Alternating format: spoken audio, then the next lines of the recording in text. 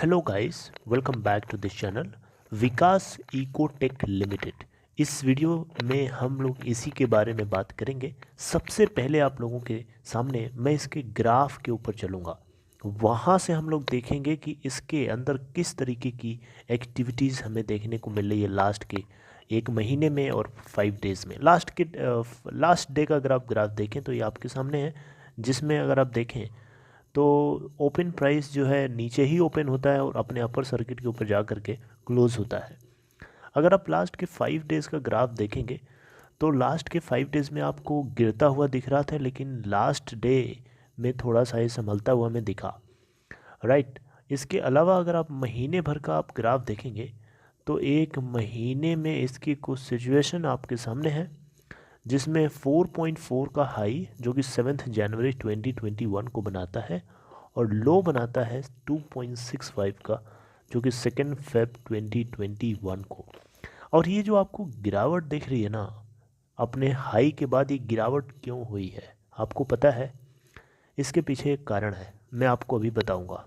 लेकिन सबसे पहले आप लोगों से रिक्वेस्ट करूंगा कि अगर आप इस चैनल को फर्स्ट टाइम देख रहे हैं तो प्लीज़ सब्सक्राइब करके बेल आइकन को हिट कर लीजिए, ताकि हर वीडियोस की नोटिफिकेशंस आपको मिले और आप सबसे पहले उसे देख पाएँ। ओके, तो गिरावट के पीछे कई कारण हो सकते हैं, लेकिन एक मेजर कारण ये भी हो सकता है कि एक बहुत बड़ी डील हुई थी, बल्क डील हुई थी 25 जनवरी 2021 को। अगर आप देखें तो यहाँ पे नंबर ऑफ़ क्वांटिटीज़ जो हैं सेल जो हुई थी वो 75 लाख हैं, और नंबर ऑफ़ क्वांटिटीज़ जो बाइंग करी गई थी वो 70 लाख है। 75 लाख सेलिंग हुई थी और 70 लाख क्वांटिटीज़ को यहाँ पे बाई किया जाता है 25 जनवरी 2021 को, और एवरेज प्राइस थी 3.23। इसके अलावा कुछ इनसाइडर ट्रेडिंग भी हुई है इसके अंदर, उसको भी आइए देख लेते हैं। इनसाइडर ट्रेडिंग बेसिकली यहाँ पे कंपनी के अंदर जो हुई थी वो 15 जनवरी 2021 को अपडेट किया गया एक्सचेंज को, और 20 लाख 50,000 नहीं 100,000 10 लाख 10 लाख करोड़ 2 करोड़ 50 लाख शेयर्स की यहाँ पे टोटल डिस्पोजल होता है यहाँ पे, यानी बेचा जाता है 15 जनवरी 2021 को। ये एक्सचेंज को पता चलता है। इसके अलावा अगर आप देखें तो उससे पहले 2 दिसंबर 2020 को एक्वाइजेशन हुआ था और 1 करोड़ 48 लाख 71,087 शेयर्स का एवरेज प्राइस थी यहाँ पे एक्वाइजेशन की। अगर आप देखें यहाँ पे तो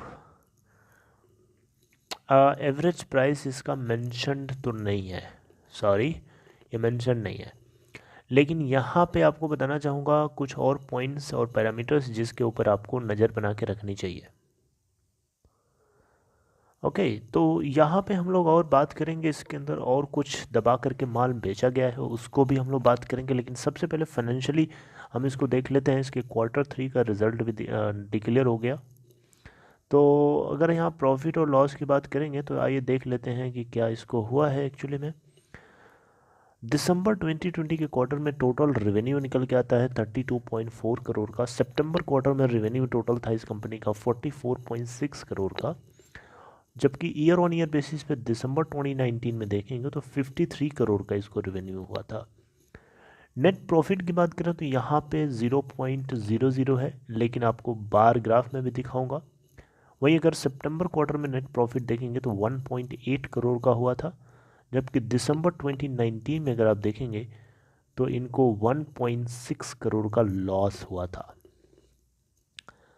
वही चीज़ अब ग्राफ से अगर आप देखें यहाँ पे तो आपको 0.02 करोड़ का इनको नेट प्रॉफिट दिखाया जा रहा है दिसंबर क्वार्टर के अंदर स्टैंड अलोन बेसिस पे। वही रेवेन्यू में अगर देखें तो 28.4 करोड़ का इनको टोटल रेवेन्यू जनरेट होता हुआ दिखा। ओके, आइए कुछ और पैरामीटर्स देखते हैं। अब हम लोग बात करते हैं स्टेक होल्डिंग पैटर्न को लेकर के। तो यहाँ पे अगर आप देखेंगे तो प्रमोटर्स ने दबा करके अपना माल बेचा है। 31.9% की होल्डिंग थी प्रमोटर्स के पास सितंबर क्वार्टर के अंदर, लेकिन दिसंबर 2020 के क्वार्टर आते आते 17.1% की होल्डिंग रह जाती है। अच्छी बात यह है कि 17.1% का 0.00% गिरवी है, यानी गिरवी नहीं है, जो कि अच्छी बात है, राइट। हालांकि गिरवी इनका किसी भी क्वार्टर में नहीं था। सितंबर 19 में थोड़ा सा था, लेकिन उसके अलावा किसी एक सितंबर 19 के अलावा एक पीछे सितंबर 18 में भी था इनका गिरवी, दिसंबर 18 में भी था, मार्च 2019 में भी था, जून 2019 में भी था, बहुत जगह था, लेकिन इधर नहीं है, सबसे अच्छी बात है। लेकिन हाँ, माल दबा करके यहाँ पे बेचा गया है, ये आप इग्नोर नहीं कर सकते। 31.9% की होल्डिंग थी प्रोमोटर्स के पास, और सिर्फ दिसंबर क्वार्टर में आते आते 17.1% हुई है, यानी डिस्पोज ऑफ किया गया है क्वान्टिटीज़ का। एक अब सबसे अच्छी बात आपको ये बताना चाहूँगा कि यहाँ पे FIIs यानी फॉरेन इंस्टीट्यूशनल इन्वेस्टर्स, इनकी स्टेक होल्डिंग यहाँ पे बढ़ी है, जिसको सुन करके आपको बहुत अच्छा लगेगा। 11.2% की स्टेक थी सितंबर क्वार्टर में, 21.4% इन्होंने बढ़ा के कर लिया है। DIIs यहाँ पे नहीं है, और पब्लिक शेयर होल्डिंग जो है 56.9% से बढ़ करके दिसंबर क्वार्टर में 61.6% हो गई है। ओके, तो यहाँ से आपको पता चलता है कि यहाँ प्रमोटर जो है अपनी स्टेक को कम किया है, तो यहाँ से थोड़ी सी आपको सावधानी रखने की ज़रूरत है। मैं नहीं कह रहा हूँ कि आपको लॉस बुक करके भाग जाओ वहाँ से, ऐसा बिल्कुल भी नहीं है, ऐसा मैं कभी नहीं बोलता। अगर आप फंसे हो, निकलना चाहते हो, तो वेट करो, मौका देख करके आप उसको एवरेजिंग करो, ताकि वहाँ से बाहर निकलो तो अपने एटलीस्ट प्रिंसिपल अमाउंट को लेके निकलो, लॉस के साथ ना निकलो, राइट। यही मेरा आप लोगों से हमेशा सजेशन रहता है, और जिसको आप एग्री भी कर सकते हैं, आप डिस्कार्ड भी कर सकते हैं, it's all up to you. तो इस प्रमोटर की इस तरीके के स्टेप से थोड़ा आपको केयरफुल हो जाना चाहिए, सावधानी रखिए, ब्लाइंडली ना चलिए, और ब्लाइंडली चलेंगे तो शायद आपको नुकसान भी हो सकता है। You have to be careful for that. Okay, अब आप इसको पाई चार्ट से अगर आप देख सकते हैं यहाँ से, तो देखिए 61.6% होल्डिंग आपके पब्लिक के पास सबसे ज़्यादा है, जबकि 17.1% की होल्डिंग प्रमोटर्स के पास है, और FIIs यहाँ पे रिमेनिंग पार्ट में बने हुए हैं 21.4% की स्टेक के साथ। लास्ट के कई दिनों से इसके अंदर हम लोगों को बेरिश नेचर देखने को मिल रहा था, गिरावट चल रही थी, लेकिन अब आपको ऊपर की तरफ एक मोमेंटम दिख रहा है। तो इस मोमेंटम का आप फ़ायदा उठाना चाहें तो उठा सकते हैं। मोमेंटम आपको थोड़ा और कैरी ऑन होता हुआ दिखेगा, क्योंकि अभी देखिए अगर रिलेटिव स्ट्रेंथ इंडेक्स देखें इसका, तो 29.20%, 29.20, जो कि अभी भी ओवर सोल्ड जोन के अंदर है, यानी इसके डेफिनेटली इसके अंदर बाइंग होना तय था, क्योंकि इसका रिलेटिव स्ट्रेंथ इंडेक्स जो है ऑलरेडी ओवरसोल्ड जोन के अंदर एंट्री कर चुका था, और अभी भी है, राइट।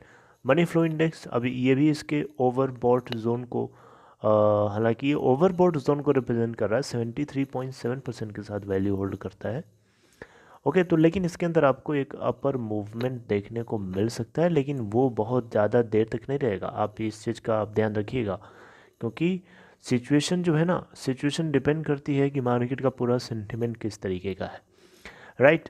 इसके अलावा इंटरनल एक्टिविटीज़ भी डिपेंड करती है इस तरीके के स्टॉक्स में। जानते हैं आप, पेनी स्टॉक्स में जो आपके ऑपरेटर्स होते हैं बहुत अच्छे से गेम खेलना जानते हैं, राइट। तो इस बीच में आप लोगों को बहुत ज़्यादा केयरफुल होने की ज़रूरत है, क्योंकि ऐसे अगर आप चलेंगे तो फिर लॉस बिल्कुल भी आपको नहीं बुक करना है, ये आप नोट करके रख लीजिए। अगर आप बहुत ऊपर फंसे हो, उस केस में आपकी चॉइस हो सकती है, लेकिन फिर भी मैं आपको मना करूँगा कि आप अपना पैसा लूज़ ना करो। बेटर है कि आप उसको मौका देख करके, आज नहीं, साल भर, 2 साल 3 साल बाद निकले, लेकिन निकले। एटलीस्ट आपको लूज़ करने के लिए मेरी तरफ से सलाह कभी नहीं होती है। रेजिस्टेंस और सपोर्ट अगर आप देखें तो 2.82 का फर्स्ट रेजिस्टेंस है, उसके ऊपर 2.88 का है, उसके ऊपर 2.92 का है। सपोर्ट अगर आप देखें तो नीचे की तरफ 2.72 का है, उसके नीचे सपोर्ट 2.68 का है, और उसके नीचे 2.62 का सपोर्ट है। ओके, तो इन लेवल्स के ऊपर आपको ध्यान रखना है, और आप संभल के काम करें तो ज़्यादा सही रहेगा, क्योंकि यहाँ पे आपको सावधान हो जाने की ज़रूरत है। Alright, so this is all. If any news comes regarding this, definitely I will let you know. And if you would like this, please give a thumbs up, and if you are new to this channel, make sure to hit the subs button and press the bell icon to get notified for each videos. Lastly, if you want to open interest demat account or trading account, there is a link for you in description box. Check there and click on that link to open an account in Upstock. Take care, thank you for watching this video.